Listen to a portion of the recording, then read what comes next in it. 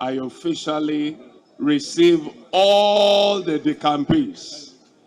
I understand that everyone in this arena has officially declared for YPP. Those who are declared, say aye. Aye. It was started all through the 10 federal town hall meetings that after Eke Central District, it will be not only the turn of Uyo Central District, it will be the turn of it to be a federal constituency for justice and equity. And this is based on the fact that 18 federal constituencies have produced a governor. This is based on the fact that Uyo Central Constituency have produced a governor. The only federal constituency that is yet to produce a governor in Uyo Central District is Itu Ibrahima Federal Constituency. That you had a senator who represented Uyo Central District effectively. You had a senator who was not disappointed like Kwebo. And I will never disappoint. You had a senator who took care of his people to the best of his ability and capacity. It will be Africa, where it is the first time since Senegal's independence in 1960 that the ruling party's group loses its absolute majority in parliament. It will have to rely on other forces in parliament to pass legislations. Reports say the opposition had hoped the elections would impose cohabitation or divided government. The main opposition coalition, Yawiwi, won 56 seats, while its ally, Wulu Senegal, won 24 seats. The Interior Ministry said the participation rate was 47%, as some 7 million Senegalese were eligible to vote in the election in order to choose between 8 coalitions. For the final result to be declared by the Constitutional Council, the competing coalitions will be given time to voice any concerns. Still in Africa, Raila Amolo Odinga, a veteran Kenyan political leader and one-time prime minister, has long cast himself as an anti-establishment firebrand, despite belonging to one of the country's top political dynasties. Reports say his decision to strike an alliance with his arch-rival President Uhuru Kenyatta and secure the ruling party's backing as he viewed yet again for the top job in the August 9 elections, restocking the shine of his brand. Few expected Odinga and Kenyatta to shake hands and draw a line on the decades of vitriol in March 2018, known universally as the handshake. The pact turned Odinga's colleagues and supporters, effectively leaving Kenyan without an opposition. Recall that the Kenyatta and Odinga families have dominated Kenyan politics since the country won independence from Britain in 1963. Uhuru Kenyatta's father, Jomo, was the East African nation's first president, while his rival, Jaramogi Odinga, Raila's father, served as vice president. I will ask the people, Kenya will continue. And that's why I'm telling the people who are running against us, Uhuru is the outgoing president of the Republic of Kenya. Leave him alone. Let him go and retire in peace. If you have a problem, first Raila Odinga and Matakarwa squarely. The work of uniting the people of Kenya will continue. On the foreign scene, China said it fired missiles over the island of Taiwan for the first time, escalating tensions in the region as U.S. House Speaker Nancy Pelosi arrived in Japan, whose leaders lodged a protest with Beijing after 5 projectiles landed near Japanese islands.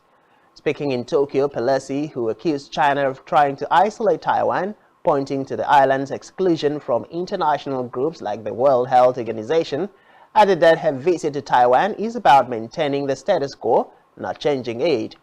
Pelosi met with Japan's Prime Minister Fumio Kishida earlier today, with their attention focused on the Taiwan Strait, where China is staging air and sea drills to protest against the U.S. Speaker's visit to Taiwan. Reports say China has previously fired missiles into waters surrounding Taiwan a democratic island of 24 million people that the Chinese Communist Party regards as its territory, despite having never controlled it, adding that missiles flying over the island marked a significant escalation. Meanwhile, a U.S. aircraft carrier will stay in the area around Taiwan for several more days to monitor the situation.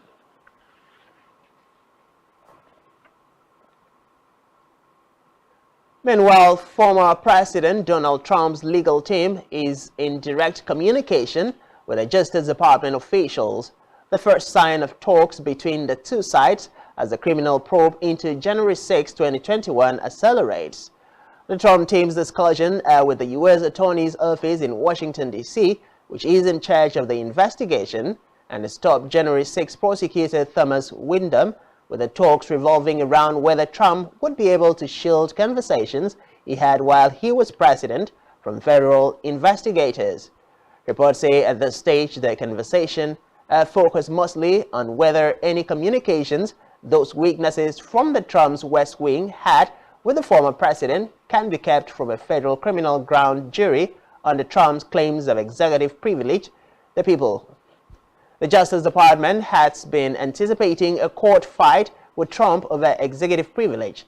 The issue has arisen as grand jury subpoenas have been issued to two former White House counsels, office officials, and to former Vice President Mike Pence, Chief Counsel and Chief of Staff.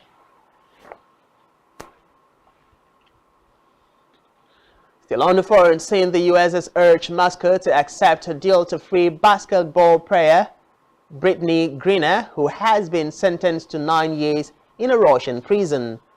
The double Olympic winner was convicted of possessing and smuggling drugs after admitting to possessing cannabis oil.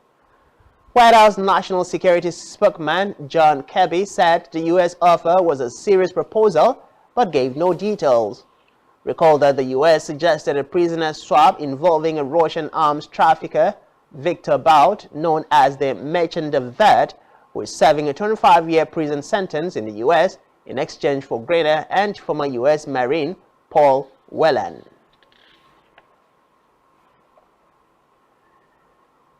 Still to come in the news,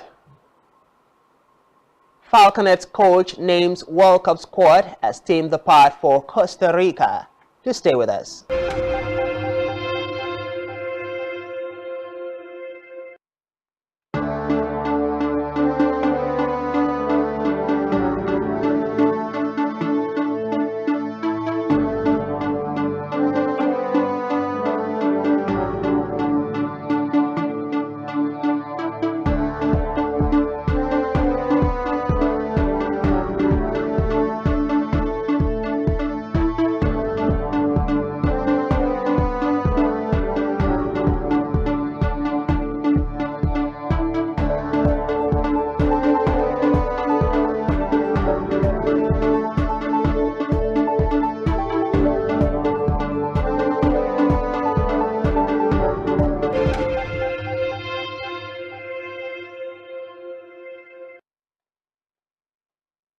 Thanks for staying tuned.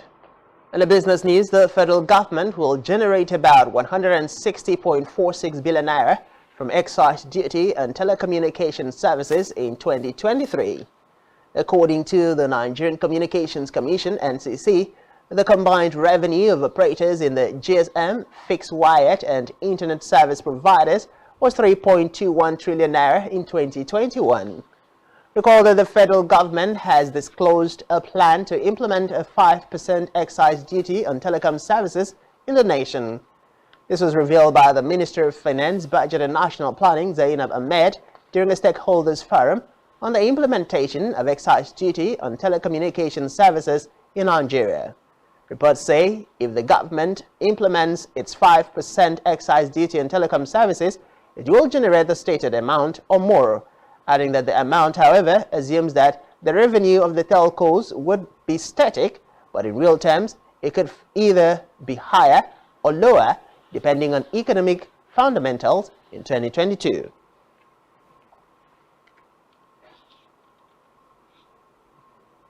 Still in business, the Managing Director, Nigerian Ports Authority, Mohammed Bello Koko, has urged the Standard Organization of Nigeria, SAN, to play active role in the export processing zones to fast-track Nigeria's export drive.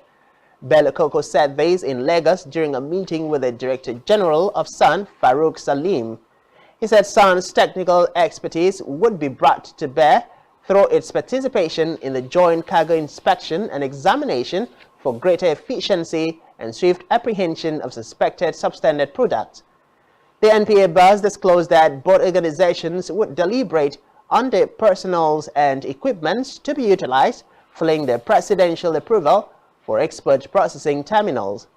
Earlier in his remark, Director General SAN, Malam Farouk Salim, expressed regret at the dangers posed by the influx of substandard products to the concerted efforts of relevant agencies and stakeholders towards growing the nation's economy. In health, Bill and Melinda Gates Foundation, BMGF, has called on relevant stakeholders to collaborate with the federal government to implement the baby-friendly initiative guidelines at the workplace by providing paid extended maternity and paternity leave. Senior Program Officer, Africa, BMGF, Dr. Victor Ajero, met the call in Lagos in commemoration of the World Breastfeeding Week 2022 with the theme, Set Up for Breastfeeding, Educate and Support. Speaking further, Ajero said that the foundation appreciated the coming together of key actors in the private sector to advance proven family-friendly policies that benefit organizations and their employees.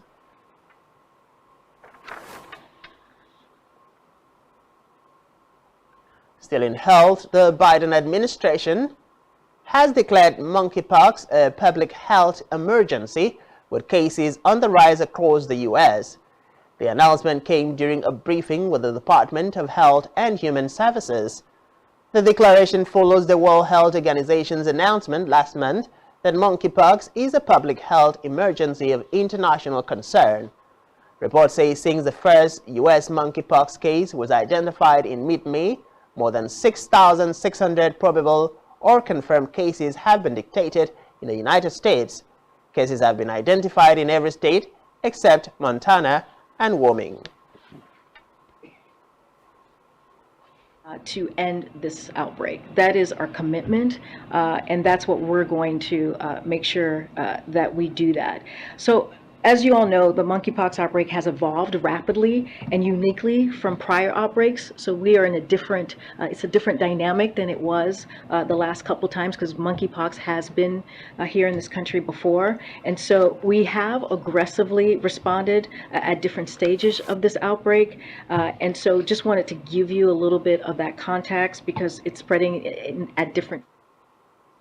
In sports, Alexandra Usuk's much-anticipated rematch against Anthony Joshua will be available to watch for free on August 20 to fans living in war-torn Ukraine. That's according to the card's promoter, Alex Krassyuk, who said Saudi Arabian organizers gifted the TV rights to Usuk's home country as a gesture of goodwill. Meanwhile, Ukraine is still under attack from Russia, who began a military assault against their neighbors on February 24th. Still in sports, Falconets coach Chris Danjuma has unveiled the squad for the Under-20 Women's World Cup, built to start next week in Costa Rica. According to a statement from the Nigerian Football Federation, NFF, the team is made up majorly of players who featured for the country in the competition's qualification series. Among them are Captain Oluwatoshin Demihin and 20 others. The team for the Costa Rica tournament includes 3 goalkeepers, 6 defenders, 6 midfielders, and 6 strikers. The Falconets defeated the Central African Republic, Republic of Congo, Cameroon, and Senegal, winning 6 of 7 matches to qualify for the competition in the Central American nation. Nigeria is in Group C of the 16-nation tournament that begins on August 10th alongside France, Canada, and the Korea Republic.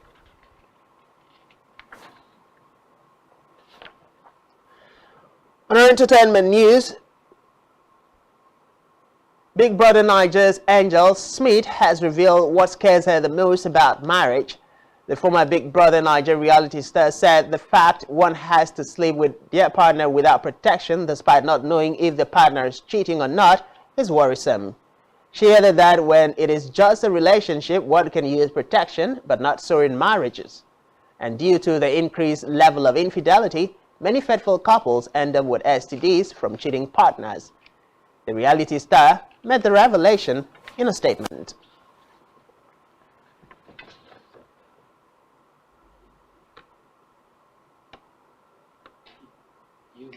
And that's all we have for you at this time. Do ensure to follow us on social media and subscribe to our YouTube channel, all of which you can find on our website, spectrumtv.ng.